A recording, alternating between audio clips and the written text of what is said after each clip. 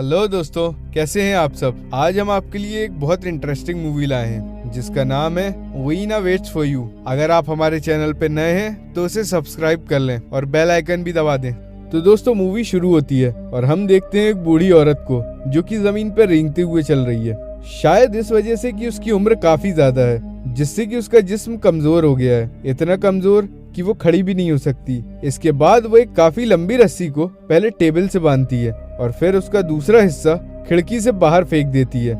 देखने से ऐसा लग रहा था कि वो अपने इस घर से काफी परेशान थी और कुछ भी करके वहाँ से बाहर निकलना चाहती थी, फिर चाहे इसे उस खिड़की का इस्तेमाल क्यों न करना पड़े। और अपने इस बुढ़ापे और कमजोरी के बाद भी वो हिम्मत करती है और किसी तरह वो खिड़की से बाहर आकर रस्सी को पकड़ लेती है। उसने रस्सी को काफी मजबूती से पकड़ा हुआ था, पर फिर जैसे ही वो नीचे जाने की कोशिश करती है तभी अचानक उसका पैर फिसल जाता है, जिससे वो धीरे धीरे नीचे गिरने लगती है। उसे देख के अब ऐसा लग रहा था जैसे कि वो नीचे गिरकर मर जाएगी, पर तभी उसका एक पैर रस्सी में फंस जाता है और वो जमीन से टकराने से बाल बाल बचती है। अब क्योंकि वो जमीन के काफी करीब थी, वो बाहर निकलने की कोशिश करती है, पर वो वहाँ से नहीं निकल पाती क्योंकि वो रस्सी उसे दोबारा से अंदर खींचने लगती है, जिसके दौरान उसके नकली दांत भी वहीं गिर जाते हैं। रस्सी उसे खींचकर अपार्टमेंट के अंदर ले जाती है और वो खिड़की को ही बंद कर देता है, पर हम उसे देख नहीं पाते। शायद वो कोई नजर ना आने वाली ताकत हो सकती है। अब इसके बाद हम तकरीबन एक 25 साल की लड़की को देखते हैं जिसका नाम ऐना है। वो यहाँ पर इस अपार्टमेंट में किराए पर रहने के लिए आती है। यहाँ बिल्डिंग का मैनेजर और पिछली किराएदार उसका अच्छे से वेलकम करते हैं और इस किराएदार औरत को देखकर हम समझ पाते हैं कि ये वही बूढ़ी औरत है जिसे हम पहले भी देख चुके हैं। अब ये घर उसे काफी पसंद आता है और फिर जब वो मैनेजर उस अपार्टमेंट का बहुत कम किराया बताता है तो उसकी खुशी का ठिकाना नहीं रहता। वो सोचती है कि चलो अब तो मौज हो गई, बहुत सस्ते में अपार्टमेंट मिल रहा है और वो भी इतना अच्छा अपार्टमेंट। अब ऐना को एग्रीमेंट के पेपर साइन करने के लिए दिए जाते हैं, पर साइन करने के वक्त वो बूढ़ी औरत से पूछती है कि आप इस अपार्टमेंट को क्यों छोड़ना चाहती हैं। फिर थोड़ी देर चुप रहने के बाद वो बूढ़ी औरत ये जवाब देती है कि दरअसल वो इसलिए जा रही है क्योंकि वो दुनिया घूमना चाहती है। अब उसकी दुनिया घूमने वाली बात सुनकर ऐना को काफी अजीब लगता है। वो सोचती है इस उम्र की औरतें घर में आराम कर रही हैं और मर रही हैं और इसे दुनिया घूमने की पड़ी हुई है। फिर ऐना उसे अपने बारे में बताने लगती है कि मैं इस शहर में नई आई हूँ, मैं मेरे दोस्त के साथ यहाँ आई थी पर हमारे बीच झगड़ा हो गया, इसीलिए वो अलग होकर यहाँ रहने आ गई। अब जैसे जैसे वो अपने बारे में बताती जा रही थी तभी उस बूढ़ी औरत को बहुत फिक्र हो रही थी कि वो उन पेपर्स पे साइन क्यों नहीं कर रही है और टाइम बर्बाद किए जा रही है। वो बूढ़ी औरत ऐना से पूछ ही लेती है कि क्या तुम्हें अपार्टमेंट लेना भी है या नहीं, मुझे लगता है तुम यहाँ सिर्फ बातें करने आई हो। जिस पर ऐना कहती है हाँ हाँ मुझे लेना है। अब इसके बाद वो उस एग्रीमेंट को देखती है और वो साइन करने लगती है, पर उसका पेन नहीं चल रहा था। पर बूढ़ी औरत के पास पेन निकल आता है और वो फौरन ऐना को दे देती है। अब ऐसा लग रहा था कि इस बूढ़ी औरत को काफी जल्दी है इस अपार्टमेंट को देने की। अब जब उनकी डील फाइनल हो जाती है तो वो औरत जल्दी से अपना सामान पैक करके यहाँ से जाने लगती है। मैनेजर ऐना को घर की चाबियां देते हुए कहता है कि घबराना मत और कोई भी मदद चाहिए तो फौरन मुझे कॉल कर लेना, मैं आ जाऊंगा। बाद में ऐना जल्दी से घर को साफ करती है और अपना पूरा सामान सेट करके दीवारों पर पेंट करने लगती है क्योंकि यहाँ की दीवारें काफी गंदी और पुरानी लग रही थी। अपार्टमेंट में काफी गंदगी और धूल मिट्टी पड़ी हुई थी, इसीलिए वो फालतू सामान को बाहर फेंकती है, जिसके बाद वो एक छोटे कपड़े से सारी धूल मिट्टी साफ करती है और बाद में वो कपड़ा भी बाहर फेंक देती है। लेकिन जैसे ही वो कचरा फेंक कर वापस आती है तो बड़ी हैरान करने वाली चीज देखती है कि जो धूल मिट्टी उसने अभी साफ की थी वो दोबारा से वहाँ पर आ गई है, और तो और जो पेंटिंग उसने वहाँ पर लगाई थी वो अब पुरानी होकर मिट गई थी। अब हर जगह पर पहले से ज्यादा धूल मिट्टी आ गई है और जो ताजा फल उसने अभी अभी रखे थे वो भी सड़ के पुराने हो गए थे, और जो कपड़ा धूल मिट्टी साफ करके उसने बाहर फेंक दिया था वो भी वापस आ गया था।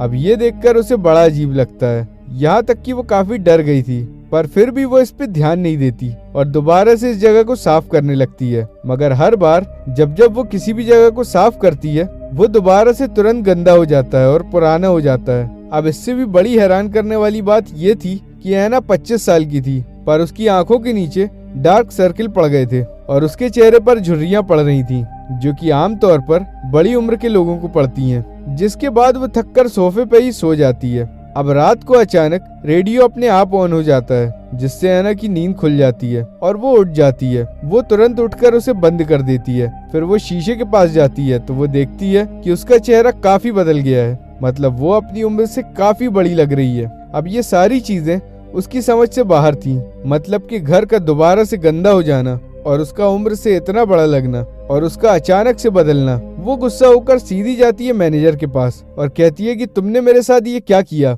वो अजीब सा भूतिया अपार्टमेंट मुझे दे दिया। वो अपार्टमेंट बहुत अजीब है, वहाँ जरूर कुछ तो है, मतलब कि कोई भूत या आत्मा वगैरह जो कि चीजों को दोबारा से गंदा कर देती है। और देखो उसने मेरे चेहरे को खराब कर दिया। मेरी आंखों के नीचे डार्क सर्कल्स पड़ गए हैं और मेरे चेहरे पर झुर्रियां पड़ गई हैं। मैं अपनी उम्र से काफी बड़ी लगने लगी हूँ, इसीलिए प्लीज तुम मुझे मेरे एडवांस के पैसे वापस कर दो। मैनेजर कहते हैं कि नहीं, मैं तुम्हें वो पैसे वापस नहीं दे सकता। अब ये कहने के बाद वो ऐना को एग्रीमेंट के पेपर्स दिखाता है और बताता है कि देखो इसमें साफ लिखा है कि पुराना किराएदार नए किराएदार के आने के पहले ये अपार्टमेंट खाली नहीं कर सकता। अब ये सब इतना छोटा और बारीक लिखा हुआ था कि ऐना को नॉर्मली दिखाई नहीं दे रहा था। ये देखने के लिए वो हैंड ग्लास का इस्तेमाल करती है, जिससे आमतौर पर हम छोटी चीजों को बड़ा करके देखते हैं। अब ये सुनकर तो ऐना का दिमाग खराब हो जाता है। उसे इतना गुस्सा आता है कि वो मैनेजर को पुलिस की धमकी देती है, पर वो मैनेजर ये सुनकर भी आराम से बैठा रहता है, जैसे उसे कोई परवाह ना हो। वो बस ऐना से इतना कहता है कि जाओ वापस अपने अपार्टमेंट में जाओ, क्योंकि और तुम कहीं भी नहीं जा सकती। एग्रीमेंट में यही लिखा हुआ है। और वो वहाँ से चली जाती है। इसके बाद ऐना एक क्लिनिक में जाकर अपना मेडिकल टेस्ट करवाती है और वो डॉक्टर से अपनी रिपोर्ट मांगती है, ताकि वो पुलिस में जाकर उस मैनेजर के खिलाफ कंप्लेन कर सके और उस अपार्टमेंट के खिलाफ भी। पर डॉक्टर उससे कहती है कि 25 साल की इस छोटी उम्र में ग्रे बाल आना और चेहरे पर झुर्रियां पड़ना ये कोई छोटी बात नहीं है, ये काफी बड़ी बात है। पर इन सब का पुलिस से कोई लेना देना नहीं है। ऐना उसे जवाब देती है कि आप मुझे ना बताएं कि मुझे क्या करना है, मुझे जो सही लग रहा है मैं वही करूंगी। ये कहने के बाद वो अपना आईडी कार्ड निकालती है, पर बदकिस्मती से उसके आईडी कार्ड पर तो कुछ नहीं दिख रहा था, क्योंकि उस पर से सब कुछ मिट चुका था।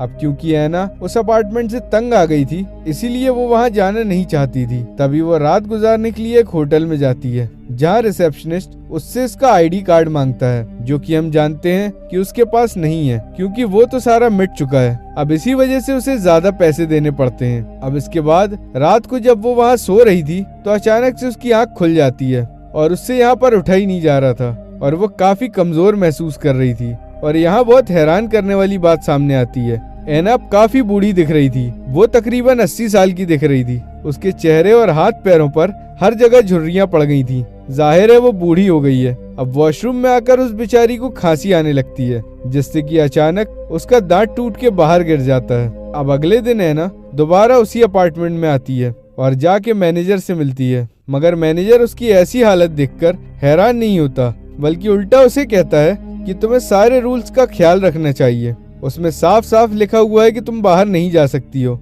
अब ये बात सामने आती है कि जो भी एग्रीमेंट पर साइन करता है, अगर वो बाहर जाने की कोशिश करता है तो उसकी उम्र बढ़ जाती है और ये सब ऐसे ही चलता रहता है जब तक कि वो मर नहीं जाता।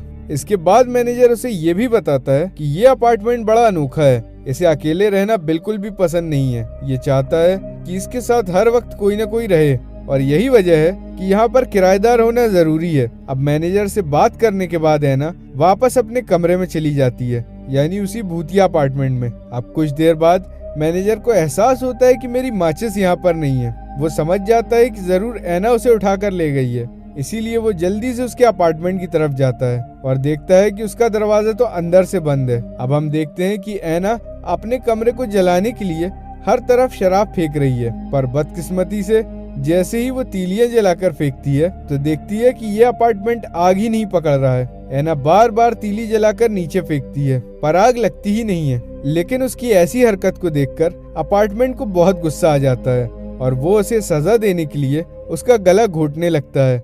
वो उसके मुंह में कपड़ा डालकर उसकी सांस बंद करने की कोशिश करता है। ऐना का दम घुट रहा था और तभी वो नीचे गिर जाती है और सांस लेने के लिए हवा को तरसने लगती है, मगर तभी किसी तरह मैनेजर दरवाजा खोलकर अंदर आता है और उसके मुंह से वो कपड़ा निकालकर उसकी जान बचा लेता है। अब अजीब बात यह है कि ये वही कपड़ा है जिससे ऐना बार बार धूल मिट्टी साफ करती थी और उसके बाद वो बाहर फेंक आई थी। अब कुछ देर के बाद ऐना नॉर्मल होती है। मैनेजर उसे पानी देता है और अपार्टमेंट के बारे में सब कुछ बताता है। वो कहता है कि ये अपार्टमेंट काफी सालों पुराना है और तब से लेके आज तक कोई ना कोई इस अपार्टमेंट में रहता ही है। इस अपार्टमेंट में कुछ तो अजीब है, शायद कोई भूत या आत्मा है जो ये सब कुछ करती है। एक बार कुछ स्कूल की लड़कियां यहाँ पर रहने आई थी, लेकिन कुछ ही दिनों में वो बूढ़ी हो गईं, जैसे कि तुम हो गई हो। ये हादसा काफी खबरों में आया था और हर जगह फैल गया। एक आदमी को लगा कि यहाँ पर कोई भूत या आत्मा है, इसीलिए उसने यहाँ पर जादू करने की कोशिश की, पर वो अपने प्लान में कामयाब नहीं हुआ और उल्टा बड़े अजीब तरीके से उसकी मौत हो गई। जिसका मतलब ये है कि इस अपार्टमेंट में जो कोई भी चीज है वो बहुत ही खतरनाक है और यहाँ पर कोई भी किसी भी किस्म की छेड़छाड़ वो पसंद नहीं करती। यही वजह है कि गवर्नमेंट ने भी इस अपार्टमेंट के बारे में सोचना बंद कर दिया है और इस बात को खुफिया ही रखा हुआ है। पुलिस भी यहाँ पर आने से डरती है और इसके खिलाफ कोई एक्शन नहीं लेता। अब जब मैनेजर वहाँ से जा रहा था तो वो उसे मशवरा देता है कि अगर तुम अपनी जान इस अपार्टमेंट से छुड़वाना चाहती हो तो कोई नया किराएदार यहाँ ढूंढ के ले आओ, क्योंकि तुम्हारे पास यही एक रास्ता है जिससे तुम यहाँ से निकल सकती हो, वरना इसके अलावा यहाँ से तुम नहीं निकल सकती। अब हम देखते हैं कि ऐना तैयार होकर अपने दोस्त के पास जाती है उससे मदद मांगने के लिए, लेकिन जाहिर है वो बूढ़ी हो गई है, इसीलिए उसका दोस्त उसे पहचान नहीं पाता। ऐना उसे अपनी पहचान बताने की कोशिश भी करती है कि मैं हूँ ऐना, पहचाना मुझे, पर उसे ऐसा लगता है कि ये बूढ़ी औरत शायद ये कहना चाहती है कि मैं ऐना की दादी या फिर नानी हूँ। और तभी यहाँ उसके दोस्त की वाइफ आ जाती है, क्योंकि उसने शादी कर ली थी और वो उसे लेने आई थी। अब उसके सामने ये बात आती है कि ये दोनों भी अपने रहने के लिए कोई किराए का अपार्टमेंट ढूंढ रहे हैं। हालांकि उसके पास ये अच्छा मौका था इन दोनों को अपना अपार्टमेंट देकर अपनी जान छुड़वाने का, पर वो कुछ नहीं कहती और चुपचाप रहती है और उन्हें वहाँ से जाने देती है। अब रात को ऐना जब सो रही थी तो दोबारा से रेडियो चलने लगता है और वहाँ की कुछ चीजें अपने आप ही चलने लगती हैं। ऐसा लग रहा था जैसे वो अपार्टमेंट उसकी मदद करना चाहता है और उससे दोस्ती करना चाह रहा है। वो उसके लिए खाना बनाता है और चाय भी बनाता है और जब ऐना उठती है तो खाना उसके सामने बिल्कुल तैयार होता है, पर वो उसे खाने के बजाय फेंक देती है। पर इसके बाद वो चाय पीने का फैसला करती है। बेचारी धीरे धीरे चाय कप में डालती है और फिर उसे पीने लगती है। ये चाय उसे काफी पसंद आती है और इसके बाद वो डस्टबिन के पास पड़े बिस्किट्स को उठाती है जो कि उसने अभी अभी फेंके थे और उन्हें खाने लगती है। वो बेचारी अब इतनी नाजुक और कमजोर हो गई थी कि चलने के लिए उसे छड़ी का इस्तेमाल करना पड़ता है। उसकी हालत देखने से ऐसा लग रहा था जैसे कि वो 100 साल की बूढ़ी औरत बन गई है। जब वो अपने हाथ को देखती है तो उसे एहसास होता है जैसे उसके हाथ में कुछ चल रहा है। ये देखने के लिए कि अंदर क्या है, वो अपनी स्किन को खींचने लगती है और वो देख के काफी हैरान हो जाती है कि मेरी स्किन तो बड़ी आसानी से निकल रही है। वो देखती है कि मेरे हाथ के अंदर एक अजीब सा तार जैसी कोई चीज है, जिससे कि वो समझ जाती है कि बस अब वो वक्त आ गया है जब मुझे इस दुनिया को छोड़कर जाना है, मतलब कि मेरी मौत का वक्त। इसीलिए वो मैनेजर को अपने पास बुलाती है। पर अगले सीन में हम देखते हैं कि एक कपल अपार्टमेंट को देखने के लिए आया है और ये कपल और कोई नहीं बल्कि ऐना का दोस्त और उसकी वाइफ थी। सारे लोगों की तरह वो भी इतना कम किराया और फर्नीचर देखकर काफी खुश हो जाते हैं। उन्हें ये बात काफी अच्छी लगती है कि हमारे आसपास और कोई भी नहीं रहता, इसीलिए वो फौरन एग्रीमेंट पर साइन करने के लिए तैयार हो जाते हैं। तभी ऐना का दोस्त एग्रीमेंट पर साइन करने ही वाला होता है कि तभी ऐना आसपास होने वाली चीजों को देखने लगती है। वो अपना वो वक्त देखती है जब वो यहाँ पर आई थी, यानी जब उसे इस अपार्टमेंट में फंसाया गया था, जिसके बाद उसे दर्द का एहसास होता है कि आखिर मैं कैसे इन सारे हालात से गुजरी हूँ। वो चाहती थी कि जैसा मेरे साथ हुआ वैसा किसी और के साथ ना हो, इसीलिए वो अपने दोस्त को इस मौत जैसे एग्रीमेंट पर साइन करने से रोकने के लिए उसके हाथ पर गरम गरम चाय फेंक देती है। इसके बाद वो उसे इस एग्रीमेंट से दूर हटा देती है और चिल्लाकर कहती है कि चले जाओ यहाँ से और कभी लौट कर मत आना। कुछ कहे बगैर ही वो वहाँ से चले जाते हैं। अब जाहिर सी बात थी कि वो तो चले गए थे, पर ऐना ने अपने यहाँ से निकलने का आखिरी मौका भी खो दिया है। हालांकि वो चाहती तो अपने दोस्त से बदला लेने के लिए उसे इस जाल में फंसा सकती थी और अपने कुछ आखिरी बुढ़ापे के दिन वो आराम से सुकून से बाहर गुजार सकती थी, मगर उसने ऐसा नहीं किया क्योंकि अभी भी उसके दिल में अपने दोस्त के लिए प्यार और इंसानियत बाकी है। उसने यहाँ पर खुदगर्जी ना दिखाते हुए अपने दोस्त को बचाया और ऐसा करके उसने अपनी जिंदगी की कुर्बानी दे दी है। अब वो कैसे भी करके इस अपार्टमेंट का खात्मा करना चाहती है। अब ये देखकर वो मैनेजर भी काफी हैरान रह जाता है। जब मैनेजर वहाँ से जाने लगता है तो ऐना उससे कहती है कि जाते जाते मेरा आखिरी काम कर दो, तुम दरवाजे को बाहर से लॉक कर देना और फिर कुछ सालों तक यहाँ लौट कर मत आना, क्योंकि मैं इस अपार्टमेंट को खत्म करने की कोशिश करूंगी। क्योंकि उसका सोचना ये था कि कोई यहाँ पर आ ही नहीं पाएगा तो इस अपार्टमेंट का जो साइकिल बना हुआ है लोगों को मारने का, वो खत्म हो जाएगा। मतलब कि न लोग बूढ़े होंगे और न मारे जाएंगे, और अगर यहाँ कोई श्राप है तो वो भी टूट जाएगा। अब मैनेजर उसकी इस बहादुरी की तारीफ करता है और उसे गुड बाय कहकर वहाँ से चला जाता है। अब उसके जाने के बाद हम देखते हैं कि ऐना अब उस अपार्टमेंट में बिल्कुल अकेली है। न तो यहाँ पर कोई उसे मिलने आएगा और न ही उस बेचारी में इतनी ताकत है कि वो सीढ़ियाँ उतरकर नीचे जाएगी। उसकी हालत देखकर ऐसा लग रहा था जैसे कि उसका मरने का टाइम आ गया है। इसीलिए वो खिड़की के पास जाकर आखिरी बार ठंडी हवा को महसूस करने लगती है, जो कि उसे बहुत आराम पहुंचाती है, जिसके लिए वो पिछले काफी टाइम से तरस रही थी। पिछले कुछ समय से वो डर डर के रहती थी। आज उसका वो डर खत्म हो गया था, क्योंकि वो अपनी इस किस्मत को कबूल कर चुकी थी। इसके बाद वो सोफे पे जाकर आराम से बैठ जाती है और इस अपार्टमेंट से कहती है कि बस करो, अब बहुत हुआ, ये सब कुछ करना बंद कर दो। इसके बाद उसकी आंखें बंद हो जाती हैं और वो सोफे से अपना सर लगा लेती है। ऐसा लग रहा था कि ये सोफा ही उसकी आखिरी आरामगाह है और उसका अंत यहीं पर हो जाएगा। ये सोफा उसका सर निकल जाता है और अब वो उसका हिस्सा बन गई थी और धीरे धीरे करके उसका पूरा जिस्म सोफे में घुसने लगता है और वो पूरी तरह से उसमें समा जाती है। वहाँ बचते हैं तो सिर्फ उसके कपड़े, जिसके बाद ऐना का दिल एक धागा बन के बाहर आता है और अपने आप ही सोफे के कुशन्स में जुड़ जाता है। ऐना का सर सोफे पे रखे एक सफेद कपड़े में समा गया था। देखते ही देखते ये सोफा ऐना की कब्र बन गया था। अब यहाँ पर हम देखते हैं कि किस तरह ये अपार्टमेंट खुद को नया करने के लिए अपने शिकार को इस्तेमाल करता है। और इसी के साथ ये कहानी यहाँ खत्म हो जाती है। उम्मीद है आपको ये पसंद आई होगी। दोस्तों, आप ऐसे अपार्टमेंट में जाना चाहेंगे? कमेंट करके हमें जरूर बताएं। हमारे वीडियो को लाइक करें और हमारे चैनल को सब्सक्राइब